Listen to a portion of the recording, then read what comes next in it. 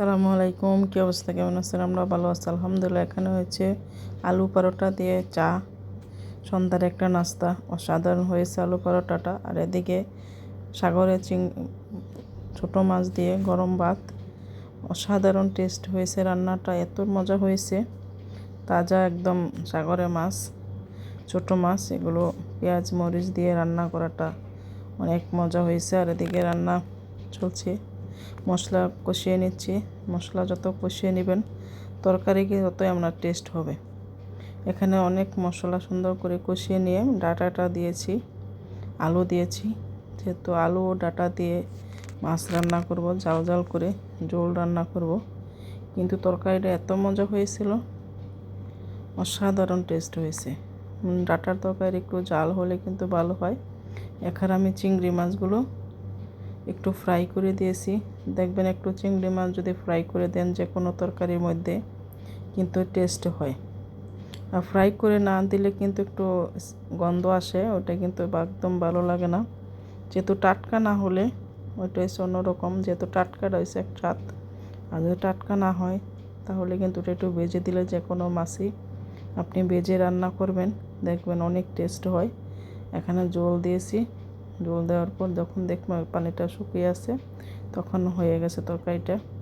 এদিকে নাস্তার জন্য এখানে একটা পাকোড়া বানানো হচ্ছে, যেখানে পুদিনা পাতা দিয়ে, আলু দিয়ে, ধনিয়া পাতা দিয়ে, পেঁয়াজ দিয়ে, বেশি করে পেঁয়াজও।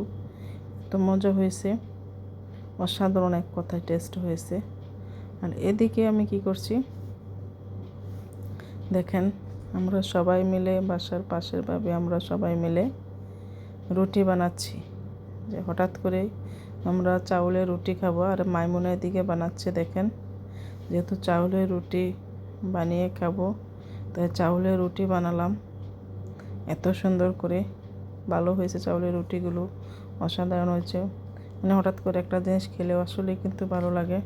যেহেতু ঘরে তৈরি করা চাউলের রুটি, দেখেন রুটিগুলো একদম ভালো লাগতেছে, দেখতেও কিন্তু ভালো লাগে, খেতেও কিন্তু অনেক টেস্ট হয়েছে, মজা হয়েছে। যে তরকারি দিয়ে চাউলের রুটি, অসাধারণ এক কথায়। সবাই মিলে খাওয়া দাওয়া করলাম। আর সবাই মিলে খাওয়াটা কিন্তু অনেক আনন্দের একটা বিষয়, মানে কম বেশি এটা কোনো কথা না, যে মিলেমিশে সবাই অল্প পরিমাণে খেলেও কিন্তু তৃপ্তি লাগে। এই দেখেন রুটি দিয়ে মাংস দিয়ে খাচ্ছি, অনেক মজা হয়েছে মাংস তরকারিটা রুটি দিয়ে। যেহেতু চাউলের রুটি আর মাংস, গরুর মাংস দিয়ে খেলাম। আর এদিকে ডাঁটার তরকারি দিয়ে আমি পরের দিন ভাত খেলাম, এত মজা হয়েছে আলহামদুলিল্লাহ। ডাঁটার তরকারি কিন্তু বাসি হলেও ভালো লাগে। সিম, ডাঁটার তরকারি, ফুলকপির তরকারি, এগুলো কিন্তু বাসি তরকারি কিন্তু টেস্ট হয়, মজা হয়।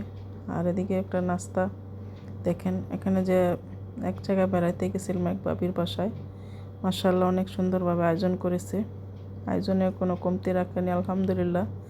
এখানে পোলাও ছিল, সাদা পোলাও, আর এখানে মাছ ভুনা, সব কিছুই আলহামদুলিল্লাহ, কাবাব, এভরিথিং। তারপর মনে করেন আপনার সালাদ ছিল, এত সুন্দর করে সালাদগুলো কেটেছিল।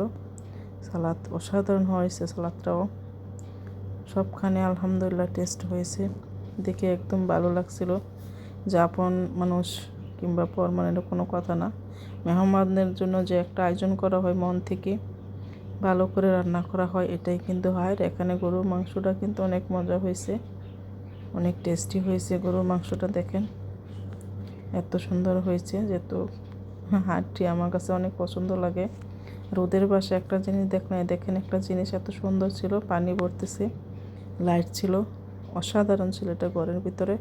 আর আমি পরের দিন বাসায় বেগুন ভাজি করলাম। এই কালারের বেগুনগুলো কিন্তু দেখতেও ভালো লাগে, কিন্তু তরকারি রান্না করতেও কিন্তু ভালো লাগে।